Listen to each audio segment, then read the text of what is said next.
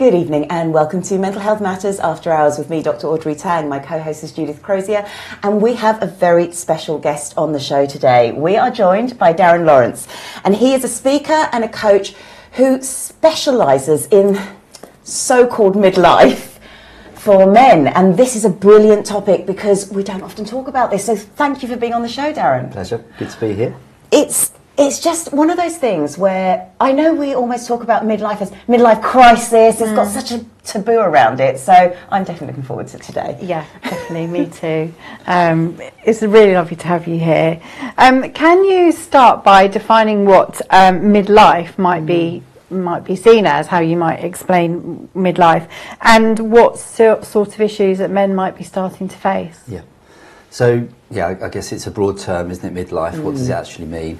I think I often think of the age group sort of 40 to 55, define it in that way, but it doesn't have to be, that tight. It can be into late 30s or older than that.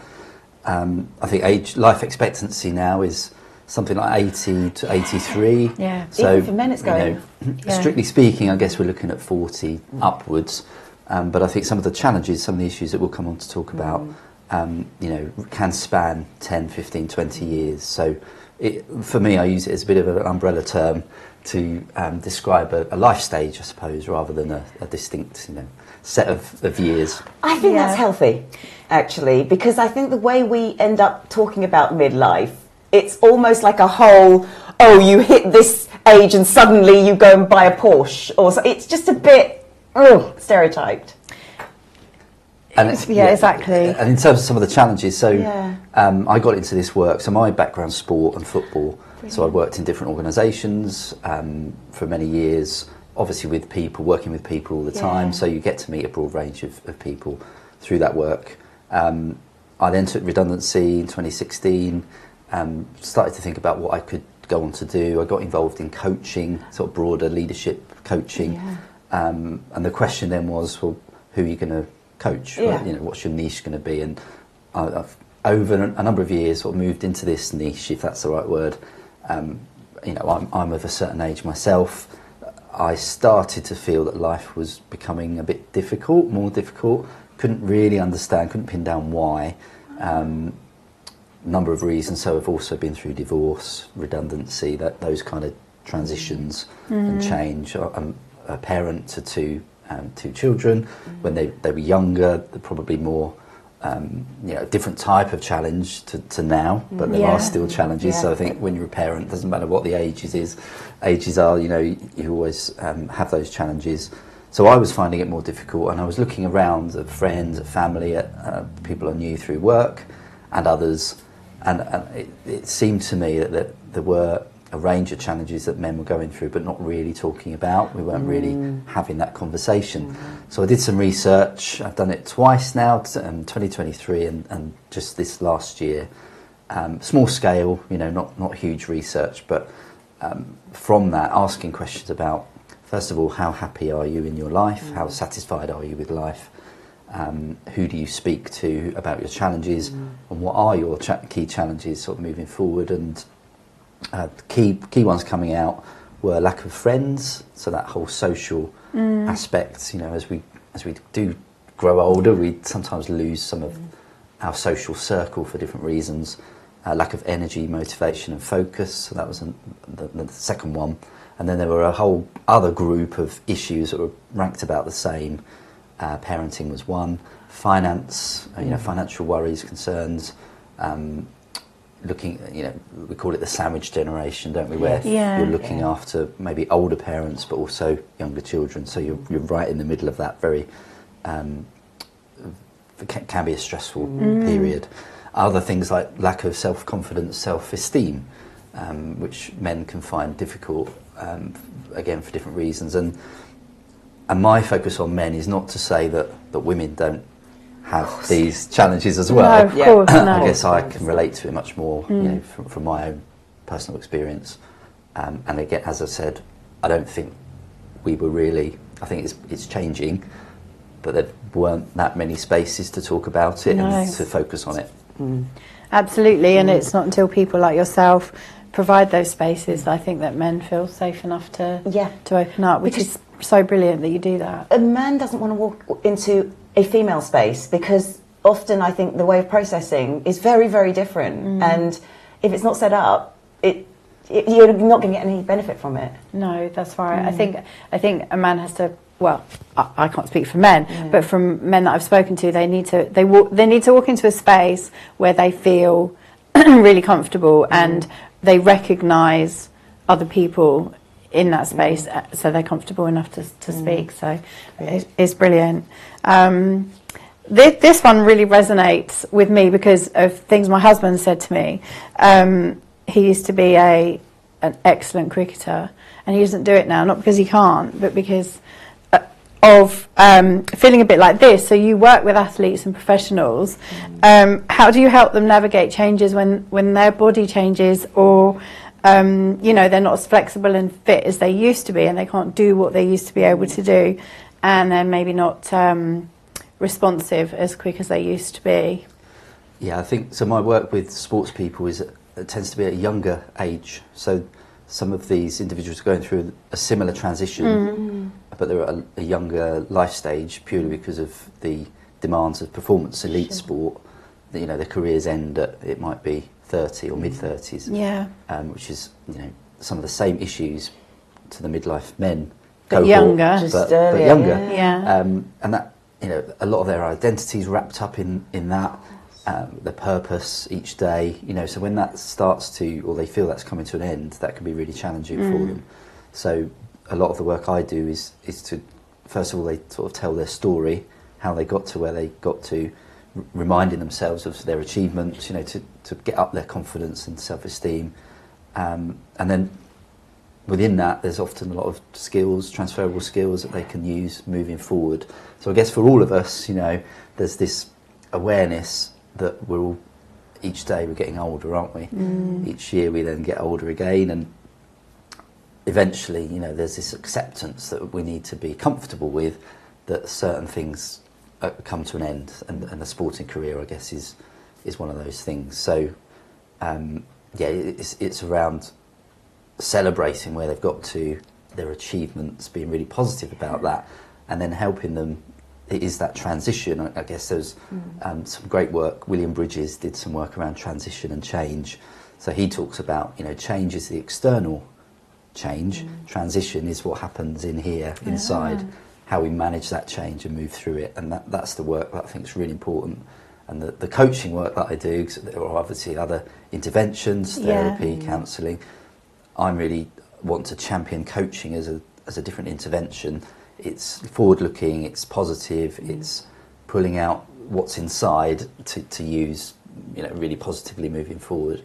So that's what we try and do with the athletes. But clearly, that there's also a lot of emotional work that needs to be done as well around that change of identity and something coming to a close. But look at all this amazing stuff that could be coming up for you. Yeah, that sounds amazing. The work, absolutely, and I think this takes me back to when I first qualified in coaching. They used to call it stress consultancy for men, not coaching even, because they found there was more of a take-up for men if you called it consultancy rather than coaching. Wow. And certainly not therapy. No. But sort of linguistics aside, if you're a concerned partner, say, and you can see changes happening, you can see your partner getting more and more withdrawn, but they're not vocalising it because maybe they don't feel safe to vocalise it, or maybe they don't even know what they're feeling. How is it best to start that conversation? So in the research again, and surprisingly, there were a high percentage of men who are talking to their spouses or wives or partners, which is really encouraging, but I think it was 38% are not, and find it really hard to talk about things. So again, with a lot of this work, we can't lump men into one group. There's lots of differences across all of us. But certainly I think someone who's close to a man, be it a partner or whoever, and the partner generally tends to be the one, in the house with them, sort of seeing this change, if there is an obvious change, their role is absolutely crucial in I guess first of all listening, hearing, noticing, observing some change if they can see that, trying to tease out maybe what's really going on behind the scenes, because that's not always obvious. We don't always articulate that or know even how to. So partners are absolutely key. The circle of friends, family. I would say, first of all, listening skills really important. Give that person that space as you would do, hopefully, to anybody. And then signposting to, a lot of clients that I see say, I knew I needed to speak to someone, but I didn't know who. So, therapy can be intimidating as a word. Counselling can be intimidating. And I think from a man's point of view, brought up to be, we need to be successful, high achieving provider. It can be seen as a failure if we're having to talk to somebody else.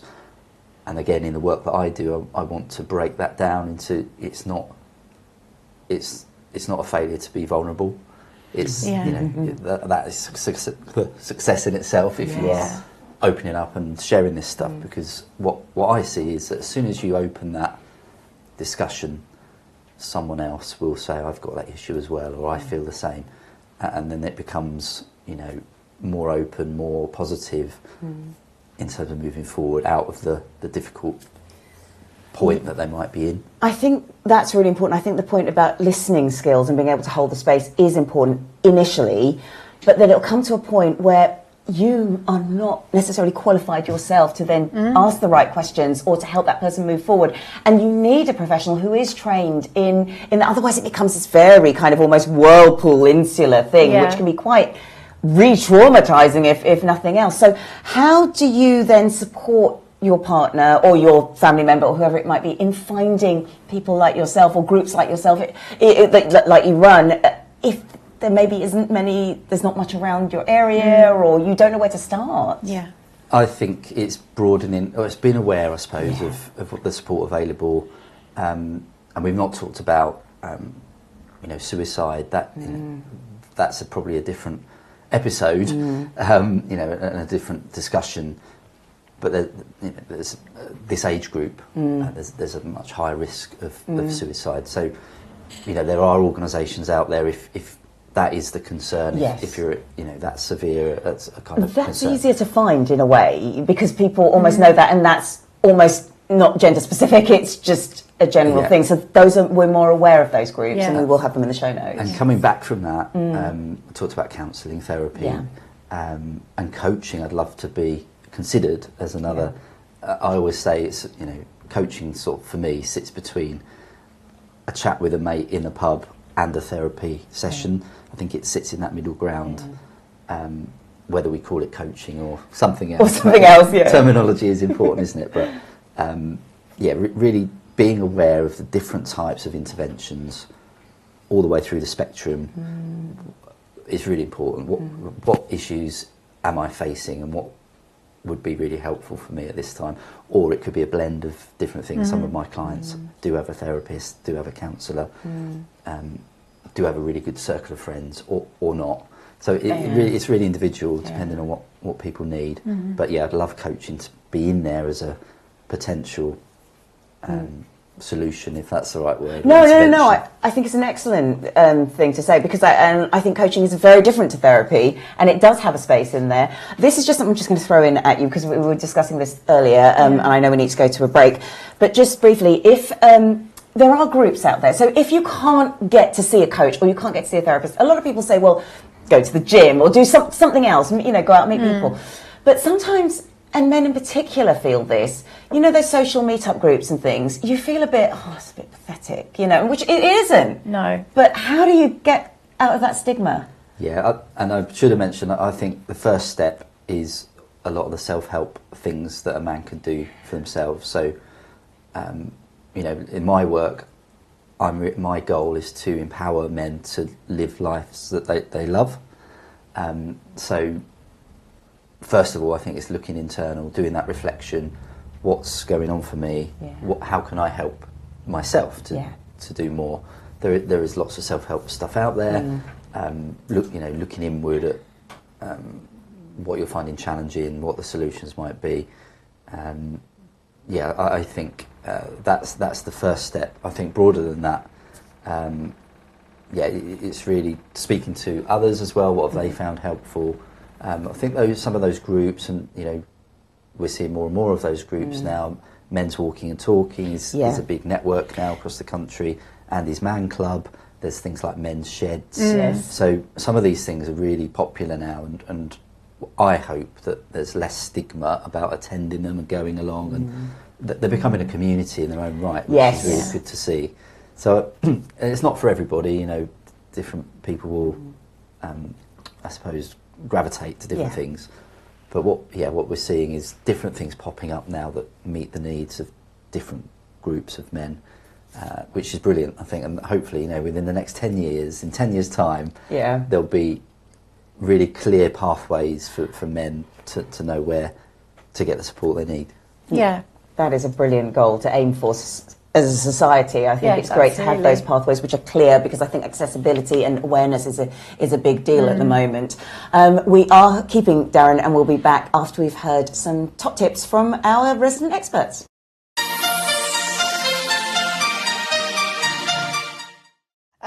So how can we create a space for people to be vulnerable? I think creating safe spaces is having an enclosed area, for instance, not open spaces, not in coffee shops and where people get in and out all the time. It's just like rooms or studios like this where you can just have conversations, really, and just being real with each other. I would say safe spaces could be something that, for instance, when you're gaming, when you're training, sometimes when you're training, it could be just one-on-one with each other or someone else. And it's just being able to have that, I suppose, area where people can be real without feeling judged. Now, we do this at a man cave where we sit in a circle and you can share if you want to, and you don't have to share. Yes. So that's the beauty of it, is that you don't have to share. You can sit in the meeting for the whole thing and not say a word. Some people have been coming to the man cave for about 6 to 9 months and not shared. Which is fair enough. Yeah. But then they get to the point where they feel comfortable enough and go, actually, I feel safe enough now to share what's going on in my life. And that's not everyone is able to share on the first meeting. I did, because I was just comfortable with it. Yeah. I did a lot of training beforehand, so I was happy to just express myself. But again, everyone's on a different journey. So it's knowing where you are at and what you're comfortable sharing. Welcome back to Mental Health Matters After Hours. We are having a fascinating conversation with Darren Lawrence. He is a speaker and he's a coach, and he focuses on men navigating through midlife transitions, or any transitions such as if you were a sports person and now suddenly you can't do as much as you used to, those sorts of transitions where your whole identity might be challenged. Let's go to this midlife crisis, the stereotype, Is it about, what I look like, I'm losing my hair, I'm losing my muscle tone, or is it more about purpose and meaning? What's going on in that transition? Yeah, great question. I think, so that's the term that I think a lot of people recognise, that society is kind of labelled as a bit of a negative. Yeah. I'm not keen on it, if I'm honest. Agreed. I think they came from, there was a study in the 60s, that's where it was sort of coined, to really focus on some of the negative things that can happen or things that are perceived to be negative at this life stage, which is undeniable, as we grow and develop. Obviously things are happening, there might be hair loss, there might be some physical changes, there will be maybe some mental challenges as well. So this is, from the work that I do, sort of looking at physical and mental changes and challenges. I prefer to call it, and there's other authors now that are developing, their approach to this, which is, it's more of it's a second half. It's an opportunity, it's growth, it's development. Let's not look upon it. Let's reframe it to a much more positive conversation about, okay, so we've had this half of life. This is where we've got to. there may be changes, but look at all this, hopefully, this time that we've got left, which could be another 30, 40, 50 years even. Yeah. And what you want to do, so, you know, that opportunity to reflect, look at what you might want to do, how to plan the next few years in terms of a more positive reframe. It is. So it's literally about seeing it as an opportunity, and it just reminds me. I'm smiling because we talk a lot about menopause in the show, as you can imagine. That's been reframed as a second spring, which again is very much about the opportunities that, you know, you're maybe more settled in your career, you've got financial support, you've got a network. It may be easier to do some of those things. So I think that's really beautiful. Yeah.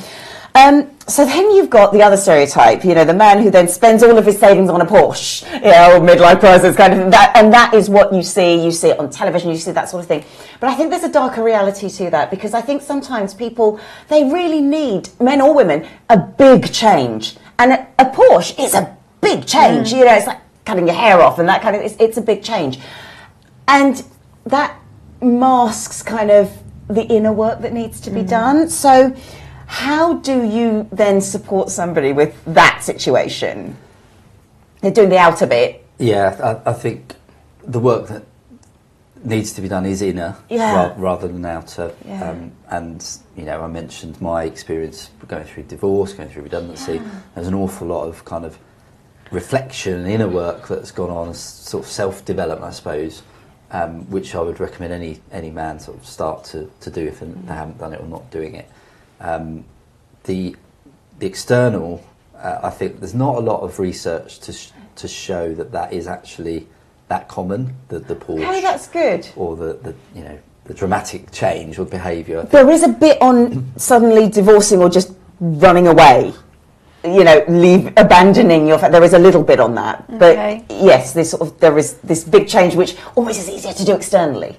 Yes, and I guess that's the thing that society has really honed in on, and it has become more of a joke almost, you know, which is a shame really, because I think, you know, there's some serious stuff in there Agreed. that needs to be addressed and supported. So yeah, I suppose around the midlife crisis, I'm not keen on the term. I like the reframe idea.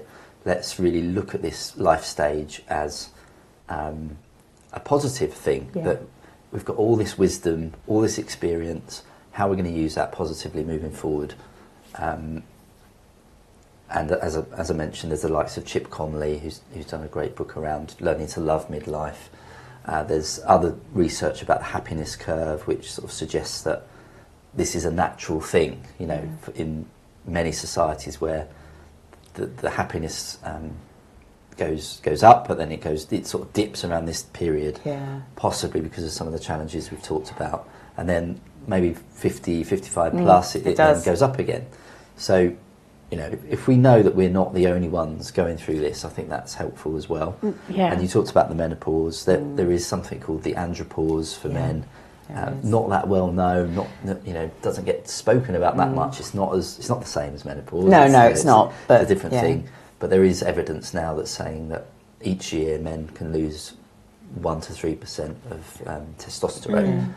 Which has an impact, you know, mentally and physically. So I think the more that we're learning about all of this, you know, physical, mentally, life stage, society, you know, how we engage with the environment and the society that we're in, my hope is that we do start to see midlife as a much more positive thing. So, you know, we're all going to go through it at some point. So how can we navigate that in the most positive way possible? I love that, because, and I think this reframing is really important. Because one thing I remember speaking to a male friend of mine, he was saying, oh, when I was a child, I always wanted to be an adult. I always wanted to grow up because, you know, I'd have the money to do this and that. And then but now I'm an adult, I don't do that. So I think there's something in looking forward to this point in life where you can make those changes and you can use those opportunities, and framing it as I want to be that.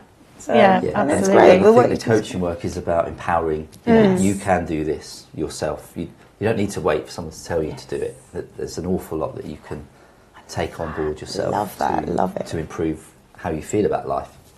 Brilliant. I think that's why coaching is so important as well, isn't it? Because it you know, it might take somebody like yourself to point out to other people something that they know but they don't really ever think about, Yes. and then it becomes obvious, and then they can seize on that and kind of work from it. I love it.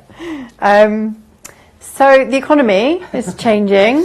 How do you find men in general are coping with that? I mean, redundancies are happening, wages aren't going up, potentially partners might be might be the main earner now, which impacts on some men, I know. How do you find that they are feeling about that, and how do you support men through those kind of changes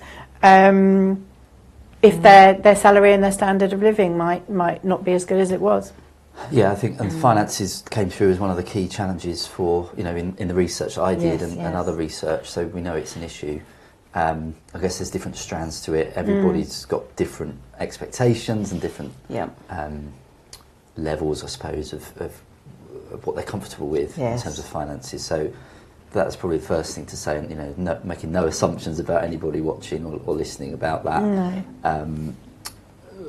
But yeah, regardless, it's clearly a challenge. I see lots of men and lots of families working extremely hard and juggling a high number of things to make things work, and I think that is condensed in this life stage. So it's not easy, and I think we need to just acknowledge that. I think when I'm working with individuals and with men, it is around how are you feeling about your financial. So first of all, taking a good look at where you are currently. What are the options or opportunities to either keep things going as they are if that works, or to change things in different types of income. What else could you do? What other skills might you have? And of course, it's not just about how much we earn, but what we're spending. Yes. So it's getting that balance right. That's a good point. Yeah. If you're in a partnership, if you're with a partner, that can be helpful. You're doing it as a team, collectively. If the other partner, for a man, and I was in a marriage where my wife did earn more than me, that didn't faze me at all. We were a team, we were a partnership doing this together. But for some men, that might be an issue. Can be a problem, in terms of that whole provider, breadwinner kind of situation that they may have, that expectation. Yeah. So it is complex. It's not easy. I think taking a good reflection, some time to look at what's going on for you, where the opportunities are, and then taking some decisive action once you've had a good look at that to make sure it's sort of thought through. Without taking any sort of panic or knee-jerk action. Which often is I want to feel better now. Yes. So I'm going to do this big thing that makes me feel better momentarily. It's that dopamine hit, which can be a problem. Yeah. Thank you. And you mentioned this before, briefly, the sandwich generation. So how would you support a man who's potentially in that position where he's looking after elderly relatives but might have a high profile role at work or a leadership role, and time might be an issue? Yes. Yeah, again, it's taking the time to look at what's really happening. I think how are you spending your time, how are you managing this situation. We often have pockets of time that we're just not aware of. If we got up an hour earlier, what could that do? It's true. Or if we went to bed earlier, what would that mean for the next day? So a lot of this is lifestyle, I think, and that whole, I've not mentioned it yet, but sleep, hydration, exercise, diet. How are you managing yourself first of all, and then what impact does that have to everybody else? So there's the whole inward-looking thing around that. But then who's there to help? Who's your... someone the other day was talking about their own personal board of directors. So they may be self-employed, or they may just be around their own life. Yes. Having a personal board of directors. The other person might not even know they're on it. I love that, though. Who's in it? Who's on your side? Who's in your corner? Who's giving you the advice, the time, the expertise you might need to make some of this stuff work. So again, that there's no easy answer to some of this. It's really challenging, real life stuff, isn't it? But there will be some improvements, some tactics that people can use to really help them develop their way through and navigate through these difficult challenges. Yeah, yeah. It's important to reiterate, and you have been, and I'm really grateful for that, that it is hard. It can be hard to make some of these changes. It's not, reflecting, especially when you haven't been doing it, it's a whole new skill that you have to learn. Yes. And it can be uncomfortable, and then you might uncover patterns that you never realised you were sort of just conditioned into. And that's why I think having support makes a big difference. Exactly, having somebody like you to kind of point things out, but not only that, but support people to A, recognise them, and B, do something about them. And you do that in your coaching as well. It's so important. Such an important role you have. Yeah, I think coaching is not undervalued actually, because I think it's beginning to find its space now. But there is still confusion over what coaching is, what it isn't. But it isn't therapy. It is a more forward-looking approach to support. We are keeping you, Darren, and we will be back just after these top tips from our resident expert.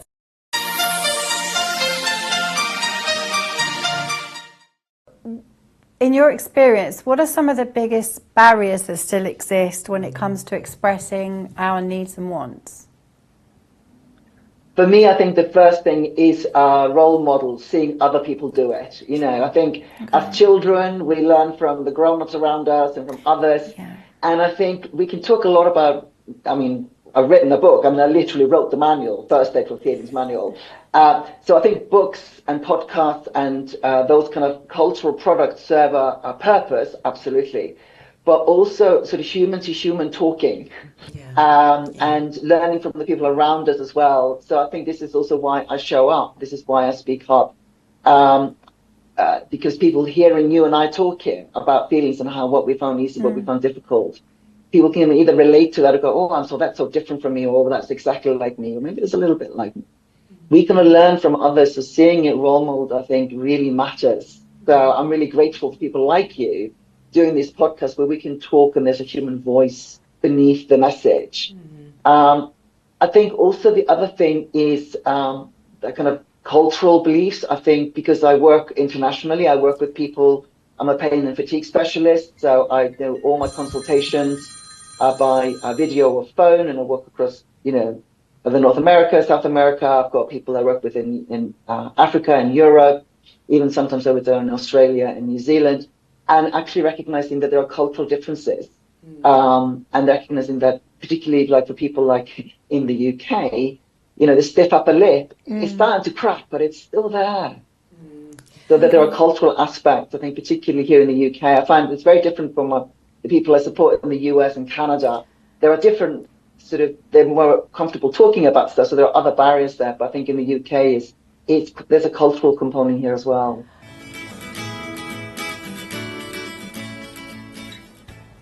Welcome back to Mental Health Matters After Hours, where we're speaking to Darren about men and spaces for men to speak and coaching and life changes. It's really interesting discussion. Important. Yeah, really important. So as well as everything we've spoken about, there are physical changes that happen to all of us, but especially I think to some men it's a really big deal. What might men expect to happen to them other than the obvious? For example, some men lose their hair, maybe put on a little bit of weight as well. So yeah, what could they expect, and how do you kind of navigate that with them? Yeah, and some of this I'm experiencing myself as well. So yes, your tips and tools.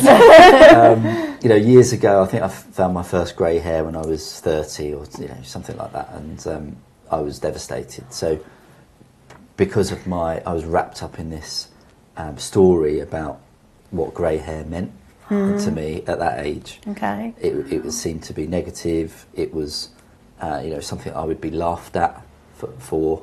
Really? I had this, wow. Maybe that was sort of growing up and my perception of friendship groups or whatever that would be. I think you could probably say the same about weight gain. Metabolism slows. It becomes more difficult to keep the weight off at a certain age.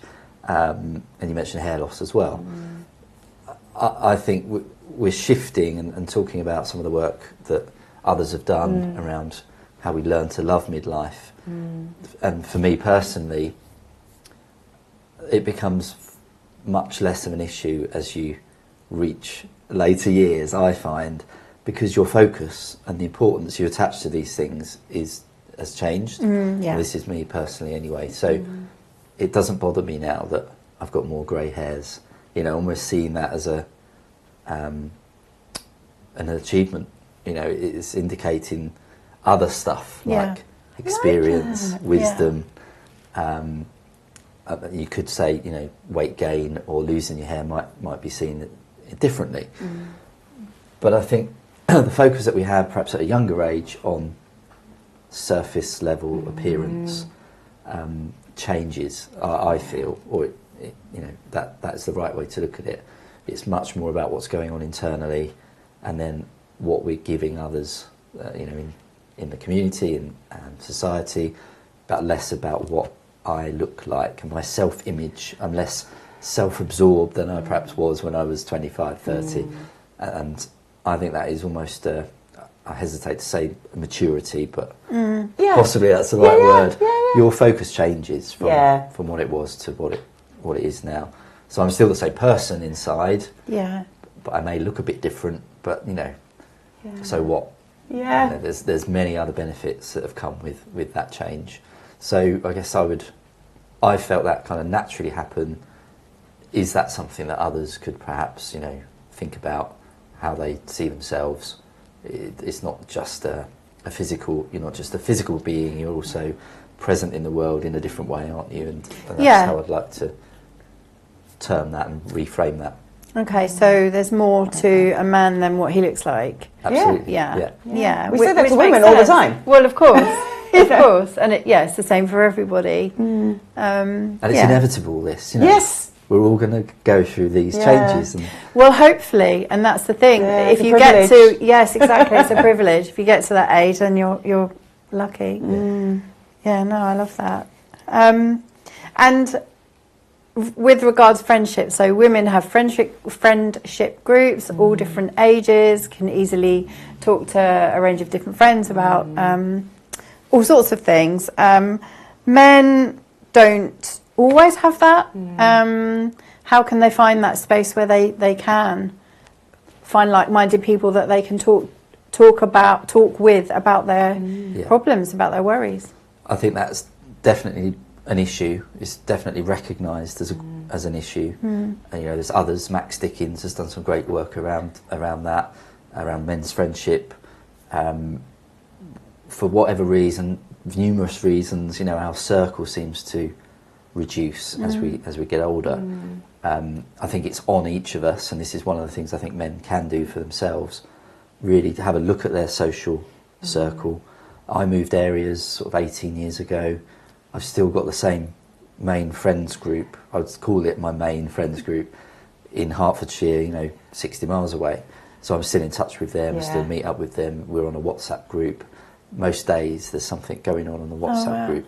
And other members of that group have moved away as well. So I think when you find, you know, it could be school friends, it could be university friends, it could be other friends. A lot of friends I played football with, you know, are really important to me still. But they're dispersed. They're not in my area.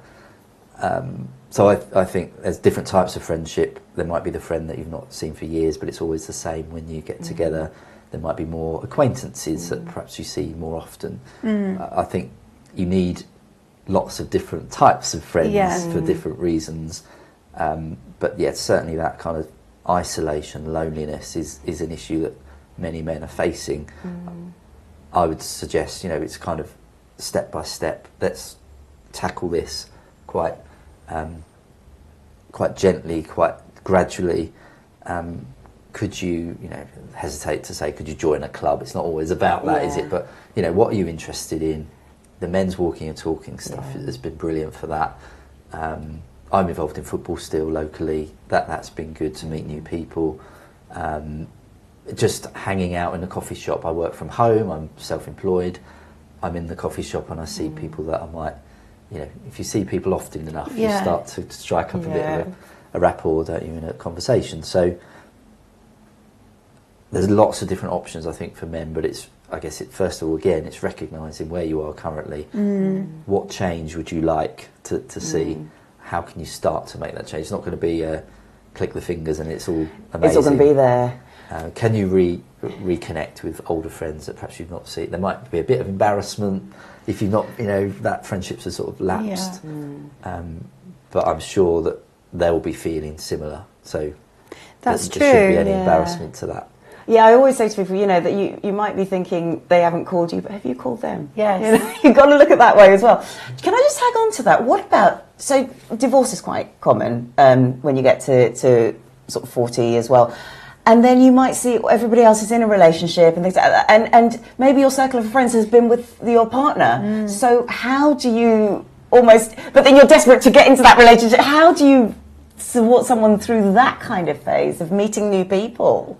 Yeah, and again, it comes down to we're all different. We've all got different personality types. Some will be more animated and keen to meet people. Others might be a bit more,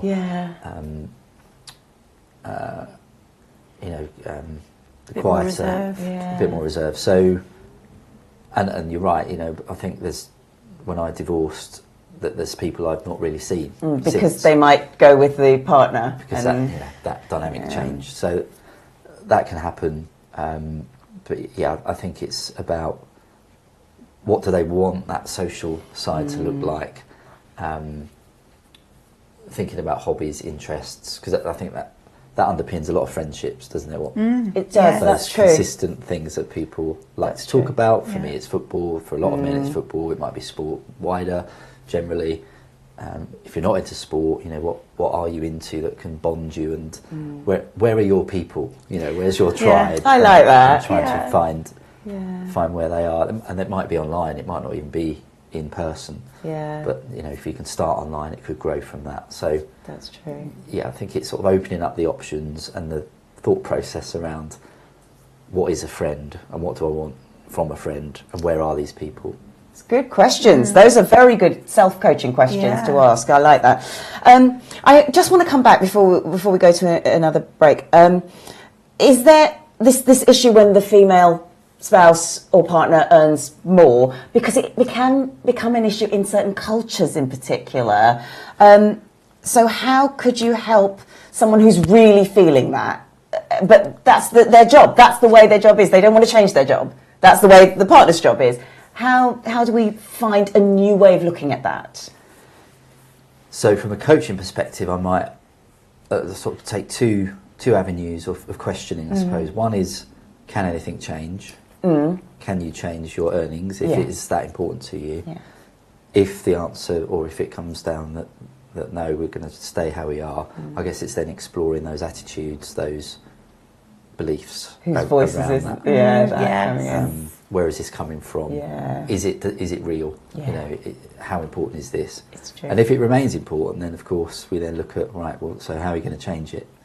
Because it's in your power to change it yourself. Yeah. And that's what coaching's all about, really. So I would take it from those two aspects, but really examining where this belief is coming from. Yeah, and then you find out that it's just been passed down and it's not even your voice saying that, it's somebody else's. It's true. And coaching does uncover some of those things, which then could be worked through in therapy with somebody else, optionally as well. So, but it's really important, I think, to have that sort of support along the way, because these can be quite tough questions to ask. Darren, this has been a real pleasure. Where can we learn more about you? So I'm on LinkedIn, if anyone would like to connect. I've also got a website, which is frontfootcoaching.com, which is more information on there. But yeah, of course, anyone's very welcome to get in touch at any time to discuss this or any other issue around sort of men's midlife. Amazing. Well, we are going to keep Darren because he's going to be doing Test the Trend.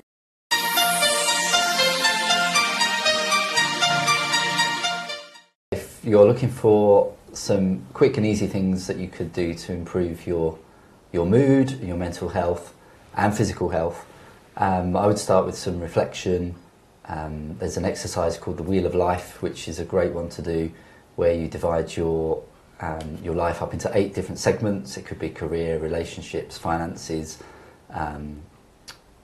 future looking, and then you score each one out of 10. and then you can see which areas of your life, you know, might need more attention than others. So that's a great first thing to do. Once you've done that, you can then start to identify each different area and think about some improvements, some changes that might sort of, you know, take things forward in that area. Who can help? Who's around? Who's in your squad to help you move forward? That could be a partner. It could be a work colleague, a friend or family member. And I think physical health as well, related to mental health. Also thinking through the SHED abbreviation. So, you know, your sleep. What's your sleep like? I think most experts feel that you should get at least 8 hours a night. What's your hydration like during the day? If we're not hydrated, that can really affect energy, motivation, and what we do during the day. Exercise, are you getting enough? I think it's something like 5 times 30 minutes a day is the recommended amount, and that can be obviously cardio or other types of exercise as well. And then diet and nutrition, obviously really important. And those sort of 4 things, I think, if they're not right, you know, it can really affect everything else that's going on in your life. So they're really key foundations for the things that you do, you know, in your personal or professional life. So those are sort of 4 key ones for me. So I think, yeah, looking after, seeing where you are, doing that reflection, doing something like the Wheel of Life, looking after your internal, you know, mental and physical health, and also, of course, you know, if you wish to speak to an expert or a coach or a therapist or a counsellor, that's an opportunity as well to give you a different boost and a different opinion around where you are in your life currently.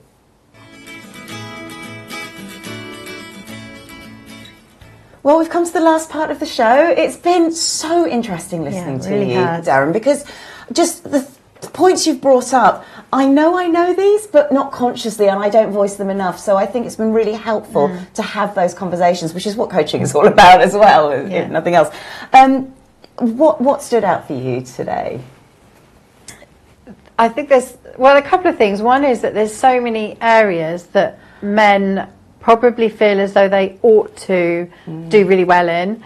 And then when things change, when they get to that kind of age, I can see why that a lot of men are really affected by getting to that kind of stage of their life for whatever reason, whether it's, you know, mental or physical or whatever it might be. You kind of highlighted those reasons, but also you said something which made me really think, which was what is a friend? What do you want out of a friendship? And that, I think that's so important, because I think I've heard people say, I don't have enough friends, or I really would like some more friends, and now that's going to make me say to them, what kind of friends do you want? What do you want out of a friend? You know, and I think that's a really small but important question. I absolutely agree with you, and I think that's good for all of us, men, women, everybody. Yeah. We need to know, and not only what do we want in a friend, but how am I as a friend as well, because that was the other point that you brought out, that there is something that is on us to do. We have to do some of this work ourselves. We can't just expect it all to happen, and sometimes that work can be tough. But I also like your point when you were talking about the set your future goals, but also look after your physical health.